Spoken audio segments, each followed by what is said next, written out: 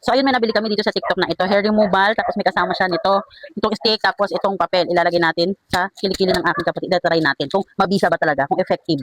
So ito nga yung underarm ng aking sister. First na ginawa nga namin ay nilagyan nga muna namin ng powder. Second process nga na ginawa nga namin, in-apply na nga namin itong hair removal. Kapag yung hair pababa, i-apply lang din natin itong hair removal pababa din. Kapag pataas naman itong hair, ang pag-apply nga nitong hair removal ay dapat pataas din. Next na process naman, ilalagay nga natin itong papel. Mag-aantay lang tayo ng ilang segundo, tapos ayan, pwede na nga siyang hilain. After na nating mahila itong paper, ayan na nga yung pinaka-resulta niya. Marami-rami din ang nakuha. May natira pa nga konti, kaya ayan nga, sinubukan ulit namin lagyan. Same process, kaya pagkahila ko, ayan, on, diba, naubos na siya. May natira pang konti, kaya ayan, binunot na nga lang namin gamit ang tiyan. After namin matapos ang left side, go naman kami dito sa right side. Same process pa din naman yung ginawa namin. Ganun pa rin, marami pa rin nakuha, pero may natira pang konti. Tapos ginamitan na lang namin ng tiyan. After ng kapatid ko, ako naman yung next. Matagal-tagal ko rin itong pinahaba para lang magamit itong hair removal na to. Medyo matagal ko na nga itong binili bago ko magamit, dahil nga nagpahaba nga muna ako ng hair dito sa aking leki-leki, para makita talaga natin kung effective talaga. Nang matanggal nga yung mga hair ko dito sa aking leki-leki, masasabi ko talagang very effective. May matitira nga lang siyang konti, pero pwede naman siyang i-tweezer.